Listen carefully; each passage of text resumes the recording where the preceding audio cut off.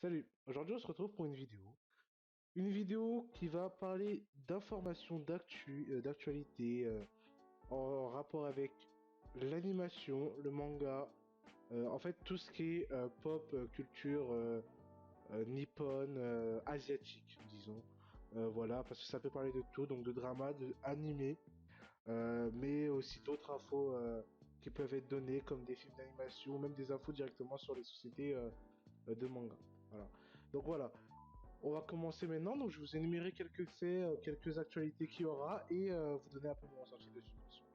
On va commencer pour ce qui est des mangas. Donc aujourd'hui, on a eu quelques infos. Donc ce printemps, Remanent, donc qui a été annoncé par Akata. Donc c'est un petit shoujo écrit par Shiki Kawabata. Voilà, de ce qu'on sait, de ce que je sais plutôt, il a été recommandé par le comité du 24e Japan Media Art Festival, voilà. Et de ce que j'ai pu voir de l'histoire, c'est pas si mal. On a vraiment des beaux dessins et en plus de ça, il se finit en 5 tomes. Donc c'est assez rapide et vraiment beau. Donc je vous conseille, voilà. Il va bientôt être sorti, donc allez vraiment le voir et renseignez-vous donc sur ce manga. On a aussi Shujin X, donc qui est un manga de l'édition Glénat. On connaît enfin sa date de sortie, donc qui est en France. Voilà, c'est été fait par l'auteur de Tokyo Ghoul le 26 octobre donc 2022, c'est sa date de sortie. En vrai, j'ai un petit peu hâte parce que de ce que j'ai vu, c'est plutôt pas mal, même si on n'en voit pas beaucoup, on voit que les jaquettes. Mais bon, déjà, c'est déjà assez pour me hype. Et voilà. En plus, il a eu des très bons avis de ce que je sais, parce que je crois qu'il y a certains chapitres qui sont déjà sortis au Japon, enfin en japonais. Et, donc voilà. Ok, manga suivant, on a Tokyo Alien. Donc là, c'est un petit shonen qui va sortir courant novembre à peu près 2022, écrit par Naoe. Donc je sais pas si ça se prononce vraiment comme ça. Donc voilà, c'est une petite histoire de science-fiction avec des aliens qui vont cohabiter au Japon avec des humains. Et voilà. Naoe, donc c'est une pardon mangaka assez jeune. Voilà, je sais qu'elle a fait Aoru X Machine Gun, je sais pas, c'est un animé. Elle était dessus. Et, euh, et voilà, donc je sais pas ce que ça va donner. De ce que j'ai pu voir, les dessins sont plutôt pas mal. L'histoire a l'air assez bien et le personnage principal est assez stylé. Donc vraiment un animé un manga pardon, que je pourrais vraiment aller voir. Voilà.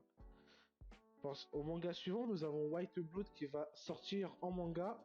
Donc voilà, il va sortir chez Michel Lafon le 9 juin. Donc c'est pas très long, enfin dans pas très longtemps, ouais. Et donc voilà, allez voir si vous aimez White Blood, c'est kiffant de l'acheter en manga. Et nous passons maintenant à Tunnel to Summer. Donc c'est un nouveau manga, donc avec juste des. Alors j'ai pu voir les images, je trouve ça splendide. Voilà, avec une histoire qui est vraiment pas mal du tout. Donc c'est de la romance. Hein. Ça arrivera par contre en 2023, ce qui est très très long, malheureusement. Mais l'histoire en vaut vraiment le détour. Donc allez le voir. Et je sais qu'il y a un film d'animation qui va sortir. De ce que j'ai compris, il va sortir en septembre au Japon. Alors par contre, je me suis renseigné, mais j'ai pas pu trouver. Je sais pas si c'est en septembre 2023 ou en septembre 2022. En espérant que c'est en septembre 2022 qu'il sorte. Parce que vraiment, ça a l'air plutôt pas mal. Et j'aime beaucoup les dessins aussi. Voilà. Voilà pour la petite rubrique manga. Maintenant, on va passer aux animés. Et en animé, on a pas mal de trucs qui sont sortis. Déjà, la saison 3 de Konosuba avec son petit spin-off. Donc là, c'est plutôt cool parce que vraiment, la saison 3 je l'attendais. Le spin-off sur Megumin, ça, c'est vraiment un truc, j'ai envie de te dire, ça, j'adore Megumin. Donc moi, pour moi, c'est ultra ouf. Voilà. Malheureusement, on n'a pas de date de sortie. Ça, c'est un peu chiant.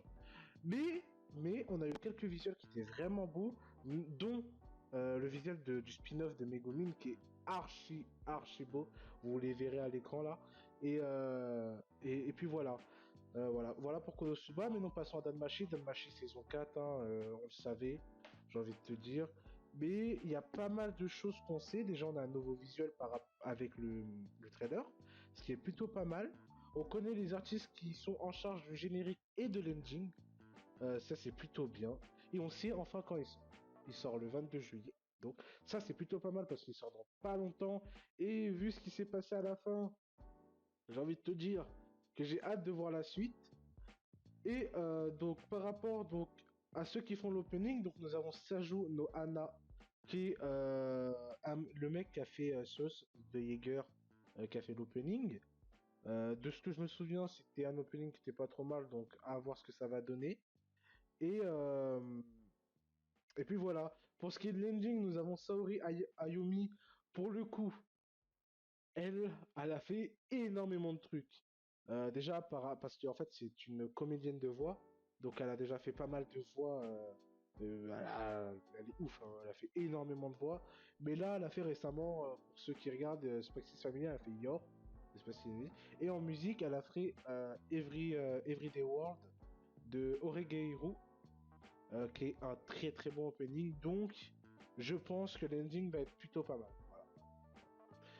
Nous avons enfin, j'ai envie de te dire, parce que j'avais marre d'attendre la partie 2 de Chainsaw Man, nous avons donc l'animé qui arrive en France sur Crunchyroll, merci.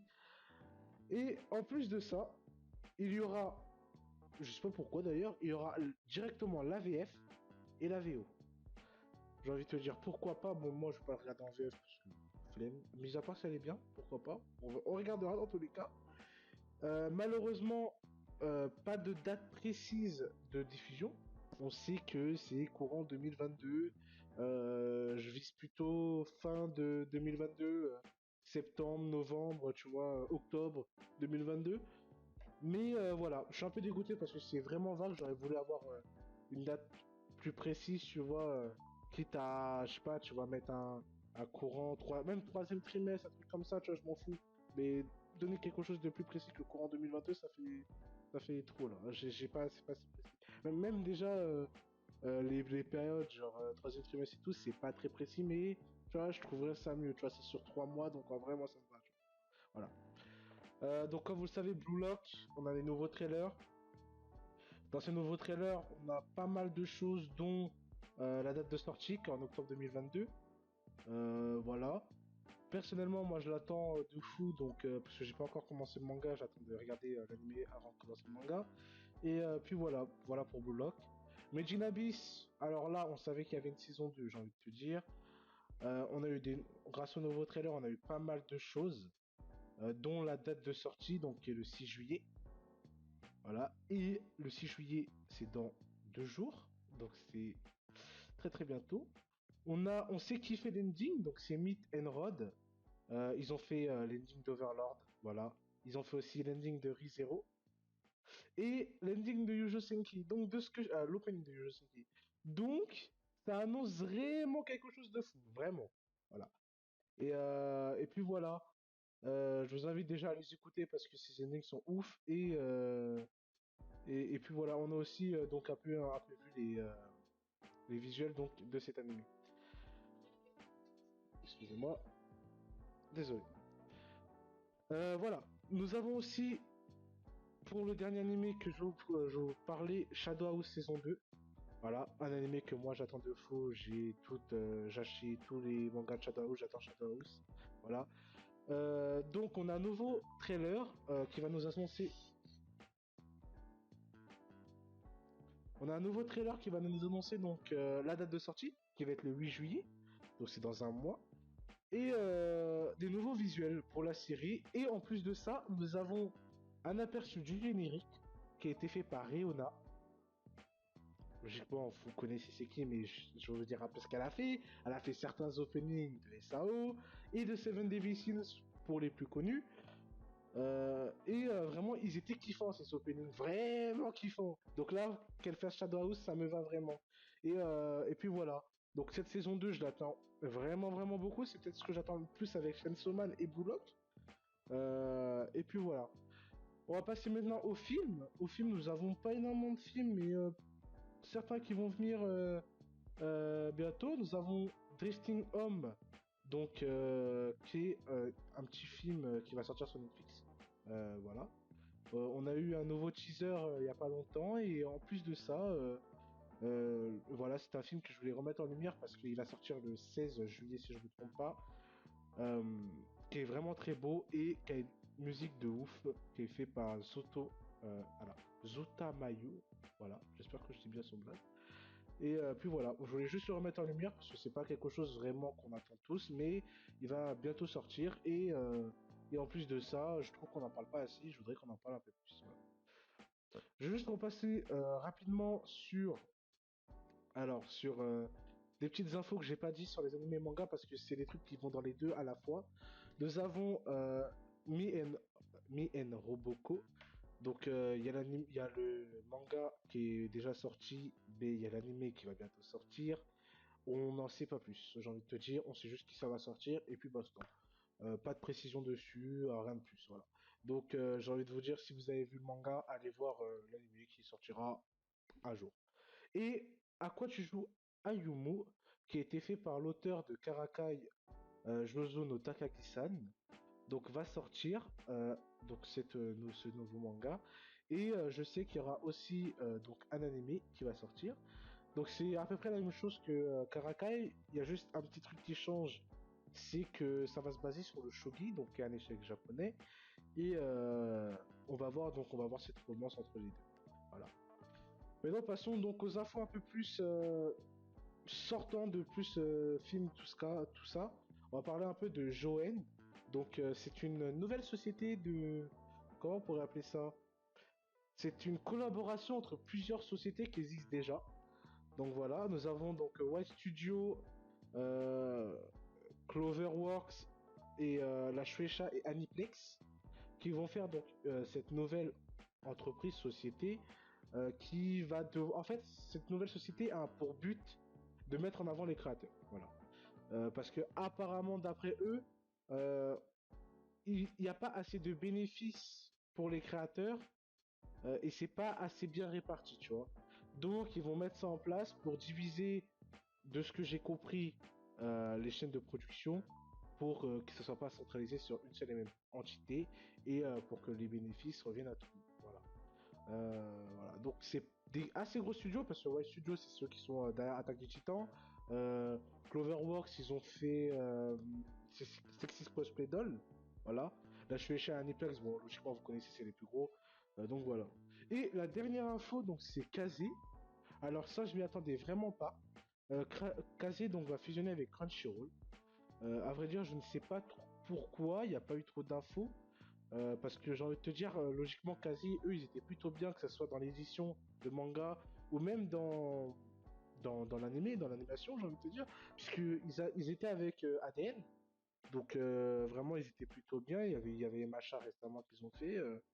Ils ont sorti d'autres animés bien avant, comme Code Geass, Bleach, tu vois. Mais là, que je pense qu'en fait, comme tu vois, Crunchy a fusionné avec les deux autres big monstres qui étaient Wakanim et tout.